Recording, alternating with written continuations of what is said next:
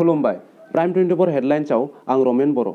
3 September खालारखालि दुलाराय ब्रह्म धोरोम आफादनि गायसनगिरि सानखौ लोब्बा लाखिना दाब दाब जायगायाव गायसनथाइ सान फालिनाय जायो। गाहाय दुलाराय ब्रह्म धोरोम आफादखौ 1975 मायथाइनि 1 सेप्तेम्बर खालारखालि गायसननाय जादोंमोन। बे सानखौ लोब्बा लाखिना लखिमपुरनिफ्राय रादाबगिरि मनरन्जन नार्जारि आरो कृपाचार्य ब्रह्म दैथायहरनाय लखिमपुर हालामनि सिङाव थानाय उत्तर कुलाबाली गामिनि कृपायनी मन्दिराव फालिनाय माखासे नुथाय नायदिनि। जोंनि प्राइम 24 हेडलाइन्सनिफ्राय गासैबो नैबे नायगिरि बिथांमोननिसिम गिबि गिबियावनो आं साबायखर जासिगोरबाय आरो लोगोसे जोंजों दंफायो नैबे दिनैनि नैबे कृपायनी जिथु ब्रह्म मन्दिर बेवहायनो मोनसे हाबाफारि लानाय जादों फुंनिफ्रायनो। दा बेवहाय जोङो लखिमपुर आन्चलिक ब्रह्म धोरोम आफादनि जोंहा सानैसो बिथांमोना जोंजों दंफाखायो। दा जोङो बिथांमोनजों मोगा मोगि लानो सिगांबोदों। गिबि गिबियावनो प्राइम 24 हेडलाइन्सनिफ्राय बाबाखौ खुलुमग्रोनाय जासिग्रोबाय। दिनैनि नैबे हाबाफारिखौ मानि सायाव खालामनाय जादों बिनि सायाव बाबाखौ खुलुमग्रोनाय गिबि गिबियावनो आं जोंमागुरुनि मुं लानानै बुंनाय जाबाय बा बावग्रोनाय जाबाय। प्राइम बड' हेडलाइनखौ मान होनानै आरो इसोरनि सेराव आं आरज गाबनाय थाबाय। जोंनि जिथु ब्रह्म धर्म बे ब्रह्म धर्मआ गिबियावनो दाजेनदोंमोन सिलाबालियाव होदौ अखम ब्रह्म धर्म परिचालना कमिटि होनानै दाजेननाय जादोंमोन। बे दाजेननायनि उनाव लासैनो फजौ मिटिं जानायाव गासैबो सेन्ट्रेल मिटिङाव मोजां बाबामोना फैनानै होदौखौ दोननानै दुलाराय ब्रह्म धर्म परिचालना कमिटि होनानै दानाय जादों। बेयाव गुवाहाटी ट्राइबेल रेस्ट हाउसआव गुवाहाटी ट्राइबेल जनजाति रेस्ट हाउसआव 1 सेप्तेम्बर खालि बे प्रतिष्ठा दिबसखौ गायसननाय जादों। होदौ दुलाराय ब्रह्म धर्म आफाद हिसाबै अब्ला बियो प्रेसिडेन्ट जाजेनदोंमोन जादब चन्द्र दैमारिया। बेनिखायनो गिबियावनो बे बुस्थुखौ दाजेननाय जादोंमोन जोंनि लखिमपुरावनो।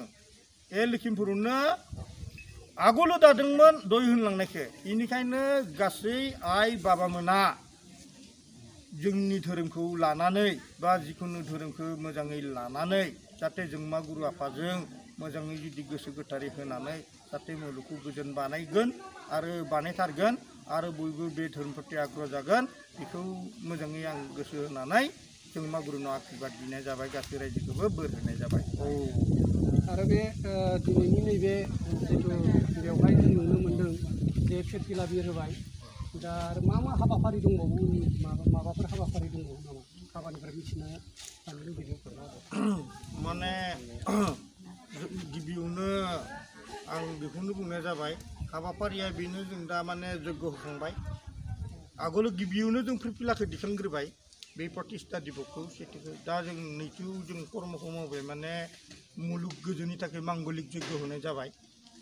माने दसेनि थाखायबो जग्य होनाय जाबाय। बे जग्य होनायनि थाखाय आरो दोंनानै जथुमनानै आन्चलिकआ कार्जसूचि मोनसे दानानै बेखौ रायजोआ मा खामानि रायजोनि सायावसो जासिगोन बेखौ दा बर्थमान मावनाय जाथ'वाखै जागोन। बेखौनो माने मोजां गाज्रिखौ बिजिरलायनाय जागोन बाबा बिसोरनिसिम बुंनाय जाबाय। गोजोननाय थाबाय बाबानिसिम।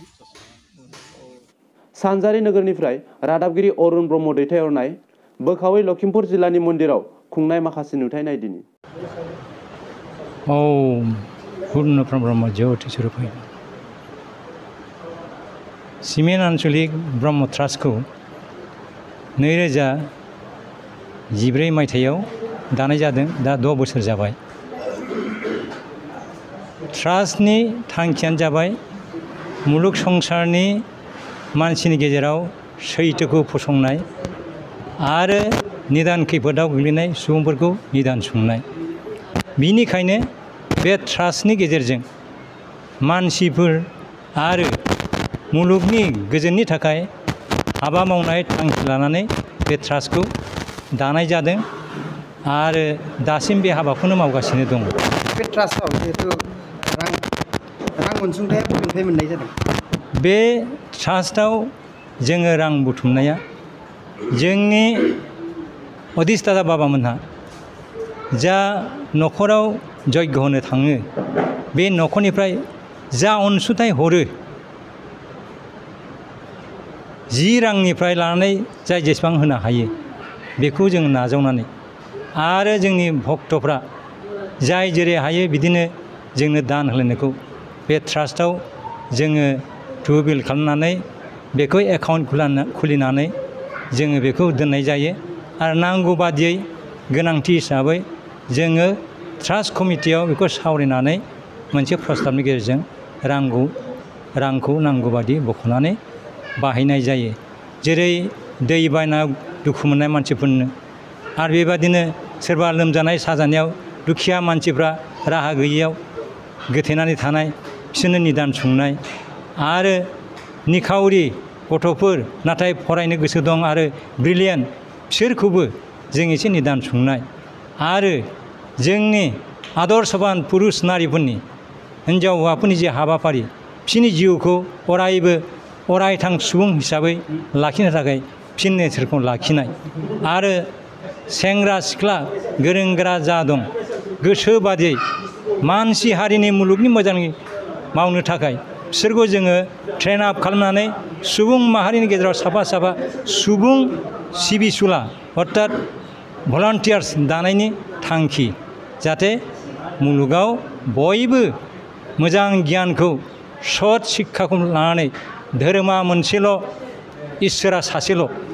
बेखौ लानानै जाहाथे मानसि हारिनि गेजेराव बिसोरो साफा मावथिनानै बिश्व मुलुग संसाराव जाहाथे सुबुं हारिखौ खौसेथे सासेल' इसोरनि फिसाजों बेखौ जाहाथे फसंनानै जों बयबो रुजु रुमाय रायजो जानो हायो जाहाथे मानसि हारिया गियाननिफ्राय बिगियान बे गियाननिफ्राय गियानखौ लानानै सुबुं हारिनि मुलुग संसाराव बयनिबो मोजां मावनानै जाहाथे थांनो हायो आरो जाहाथे मुलुगाव जोङो रावबो मालाय नङा सासे इसोरनि फिसा बेखौनो जाहाथे बिसोरनि गेजेरजों मानसिया मोनथिनानै आरो जोंनि आदर्शबान हिन्जाव हौवाफोरनि गियानखौ लानानै बेबादिनो जिउ खांनानै जाहाथे मानसिनि लामा खिन्थालांनो हायो। गुरुदेब कालिचरन आफाया दिनै बर'नि गेजेराव बे ब्रह्म धर्मखौ लाबोनानै बेखौनो फोरोंलांदों हारिया जेरैबो जौगानांगौ धोरोमाव मावनाय दांनायाव शिक्षायाव समाजनितियाव जेरैबो बिथिङाव जाहाथे मानसि हारि गोरों गोरा हारि सुबुंथि गोनां हारि जानानै जाहाथे जों बुहुमाव गसंथानो हायो बे थांखिखौ लानानै ब्रह्म धर्मखौ जोंनो होलांदों आरो दिनै सिमेन्ट आनसलिक ब्रह्म ट्रास्टआ गुरुदेब कालिचरन आफानि बे सिमांखौ मोगथाङाव महर होनो थाखाय नाजानानै बे ट्रास्टखौ दानाय जादों।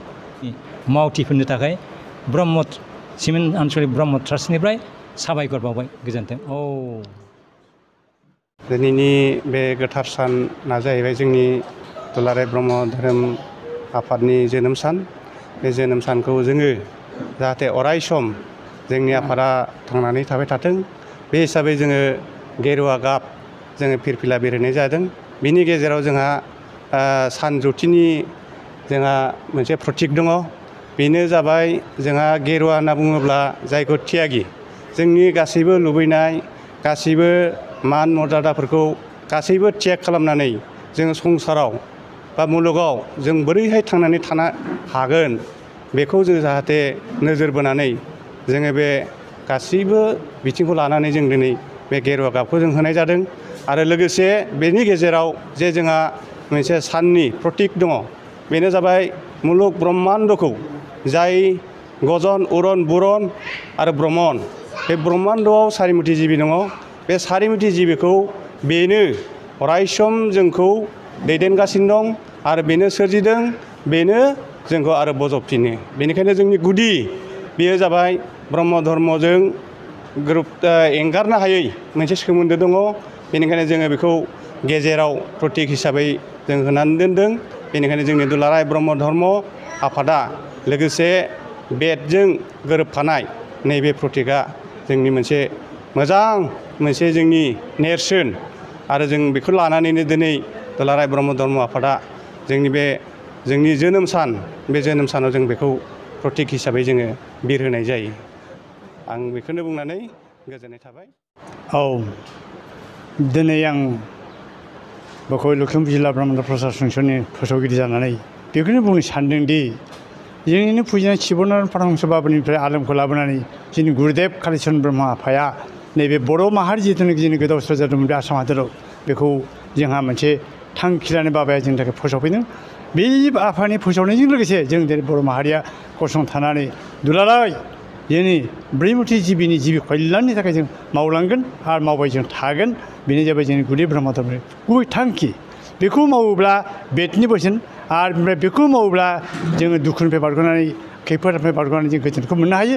आरो लोगोसे जोङो दिनै बे 17,000तम मोनथाम गुननि जिथुनाखि ससायकात महरै नुजानाय दङ बेनो जाबाय जोंनि ब्रह्म धर्मनि गुबै थांखि आरो बिनि थांखियानो जाबाय जाहाथे गुरुदेबनि आलमखौ लानानै जों अरायबो जिबि कल्याणनि थाखाय जों मावनांगोन। बेनो जाबाय जोंनि गुबै थांखि बाबामोन। बेनिखायनो दिनै आङो जे प्रसाद संसदनि प्रसारक जानानै देहेखे नांनानै आरो नांबाय थागोन जतदिन जों बिनिफ्राय बारग'लाङागौ पर्यन्त बे आंनि आसा आरो बेखौनो मिजिंथिनानै दिनै बाबानि खाथियाव बे रावखौ बुंनो मोननायनि सर्ब जिबियानो ब्रह्म। जों ब्रह्मजों ब्रह्म सिबियारिखा आरो ब्रह्मआ ब्रह्म प्रतिष्ठितखौ खालामाब्ला जोंहा जेबो राहा गैखाया। बेनिखायनो गले गले बुंगासिनो दं आरो बुंबाय थाबावगोन। जेरै गुरुदेब कालिचरन ब्रह्मआ जेरैबायदि जोंनो सुबुरुन होलांदों बे सुबुरुन महर बादि जोङो दिनै दुलाराय जोंनि बे आसाम हादोराव बर' माहारि बा जिबिफोरनि थाखाय जोङो मावगासिनो दं आरो मावबाय थागोन होनना बुंगासिनो दं। आरो बिनिफ्राय जाहाथे बे थांखिखौ लानानै जाहाथे ब्रह्म धोरोमनि सिबियारिफ्रा जाहाथे गुबुनजों बाख्नायजानाय गुबुनजों सायख'नानै लाजानाय जाहाथे बेखौ नैबे हादोराव जोङो जाहाथे गसंथानो नाजादों। आरो बिनिफ्राय बे धोरोमजोंनो बे आलमजोंनो जाहाथे जों बयबो गोजोननायखौ जों लानो हायो आरो बेखौ गुरै सुबुंफोरनि जों खावलायदोंमोन मिथिबायना। आरो बिनिफ्राय फैबावदो जे जोङो दिनै मानसिया धोरोमा गोबां होनना बुंदों। बे धोरोमा गोबांब्लाबो जों दिनै सायख'नानै जों गियान दं जों दिनै मोजां सायख'ना लानो हायो। बेनो जाबाय जोंनि गुबै मानसिनि नियम बा निति बा खामानि बा। बेनिखायनो आं लुबैदों जाहाथे सर्ब मानसियानो असैथोखौ गारनानै सैथोखौ बासिनानै सैथोनि खामानि मावनाय जाबाय जोंनि मानसिनि खामानि। आरो बे खामानिखौ मावब्ला निस्सय जों जौगालांनो हागोन आरो बेनिफ्राय जोङो बे बुहुमाव मानसि महरै गसंथाना थानो हागोन आं बेखौ आसा खालामो। सैथो पुर्न प्रजितिनि सायाव बेनिखायनो आं बेखिनिखौ बुंनानै दोनथ'बाय।